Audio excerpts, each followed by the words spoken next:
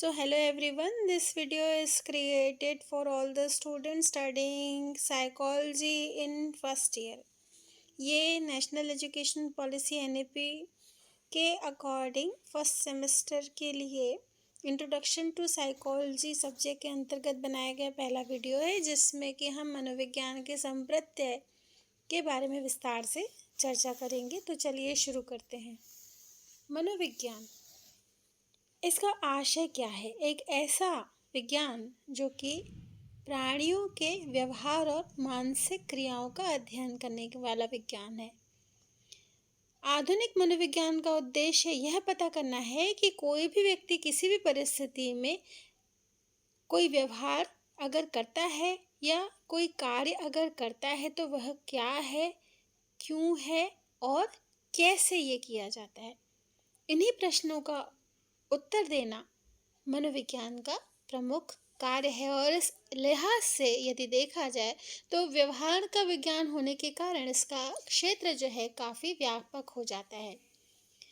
मनोविज्ञान का व्यवहार के विज्ञान के रूप में अध्ययन वर्तमान समय में या आधुनिक मनोविज्ञान के रूप में ज़रूर किया जाता है, परंतु पूर्व में प्रारंभिक अवधारणाएं कुछ और थी। अर्ली व्यूज अबाउट साइकोलॉजी मनोविज्ञान को आत्मा के विज्ञान के रूप में, मन के विज्ञान के रूप में, चेतना के विज्ञान के रूप में प्रतिपादित करते हैं। जब मनोविज्ञान आत्मा के विज्ञान के रूप में जाना जाता था, तब ये कहा जाता था कि मनोविज्ञान दो शब्दों से मिलकर के बना है, साइकी एंड लोगोस, जिसमें अर्थ बताया गया था कि साइकी का अर्थ है आत्मा और लोगोस का अर्थ विचार विमर्श या ज्ञान से है।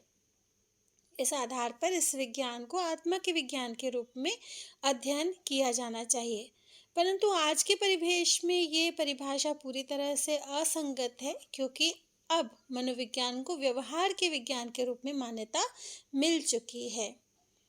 इसी प्रकार से मनोविज्ञान को मन का विज्ञान भी कहा गया, क्योंकि ये जो आत्मा के विज्ञान के रूप में प्रतिपादन था, ये अनेक दार्शनिकों जैसे कि प्लूटो और अरस्तु के द्वारा किया गया था।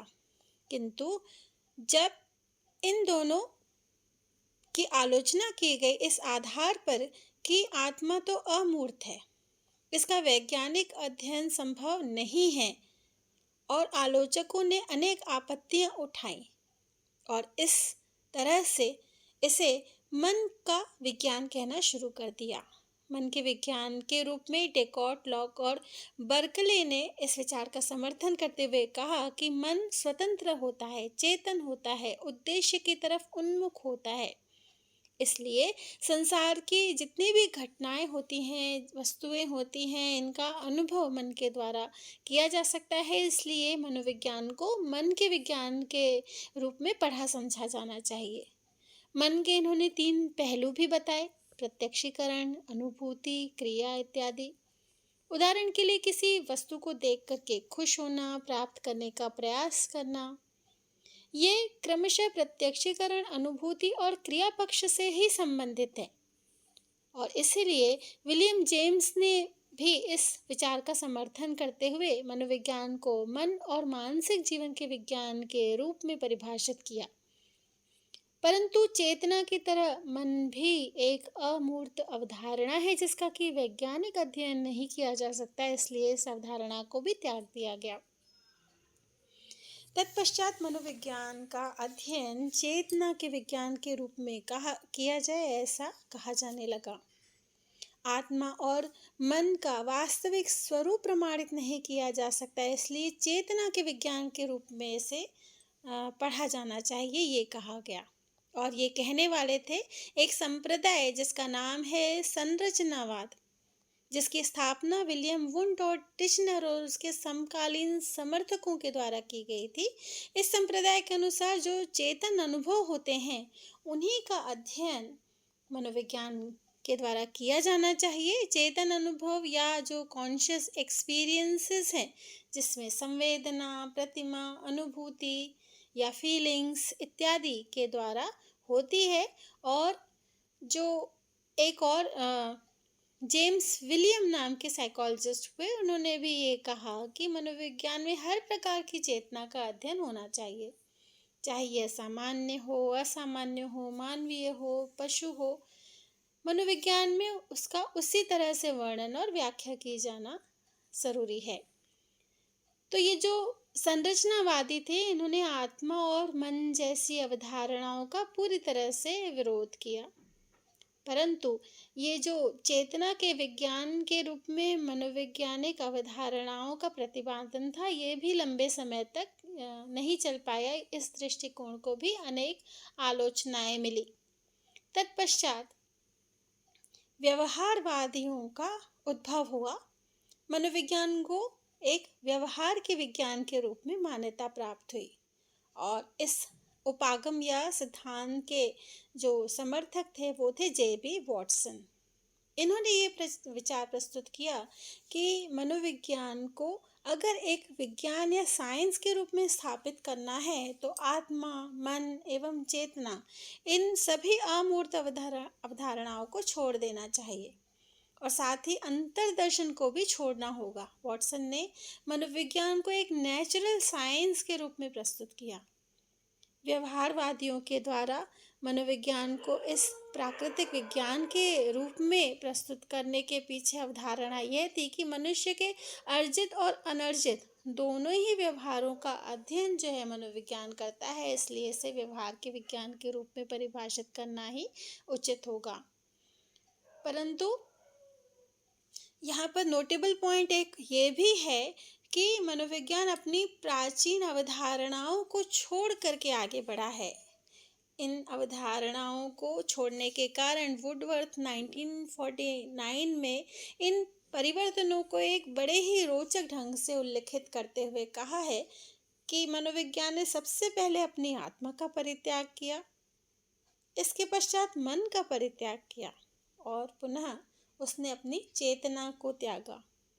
वर्तमान में यह अपने व्यवहार को अपनाए हुए है। First, psychology lost its soul, then it's lost its mind, then it lost its consciousness. It still has behavior of sort.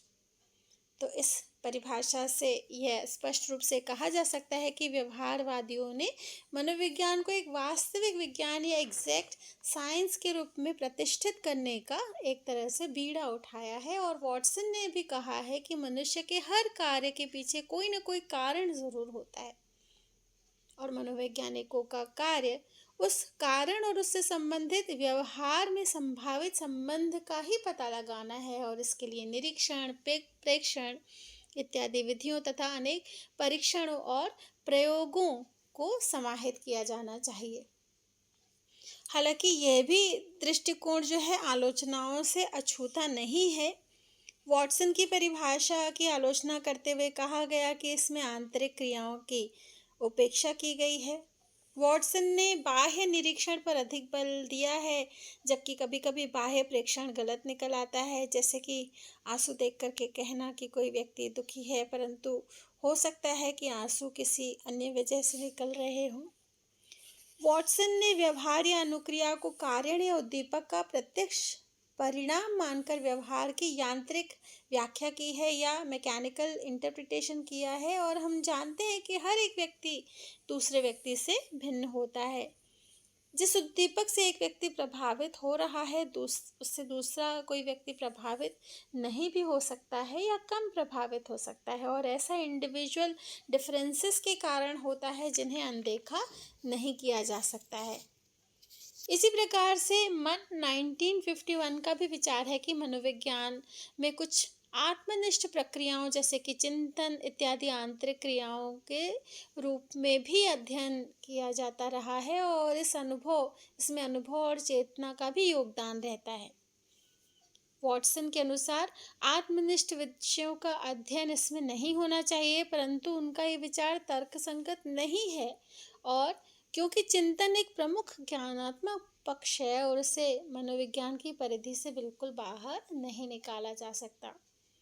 तो इस प्रकार से आलोचनाओं के बावजूद भी आधुनिक स्वरूप की जब हम बात करते हैं तो मनोविज्ञान को व्यवहार एवं मानसिक प्रक्रियाओं के विज्ञान के रूप में जाना जाता है। आज के समय में ये परिभाषा एक कॉन्सेप्ट पर बेस्ड ना होकर के पूरी तरह से मैकेनिकल ना हो करके लचीली है, फ्लेक्सिबल है। और मनोविज्ञान के स्वरूप को स्पष्ट करने के लिए कुछ आधुनिक परिभाषाएं भी दी गई हैं। जैसे कून और मिटनर ने कहा कि मनोविज्ञान व्यवहार एवं मानसिक प्रक्रियाओं का वैज्ञानिक अध्ययन है। Psychology is a science and scientific study of behaviour and mental processes. तो इस प्रकार से मनोविज्ञान का संप्रत्य इस वीडियो में हमने विस्तार से जाना। Thank you so much for listening to me carefully.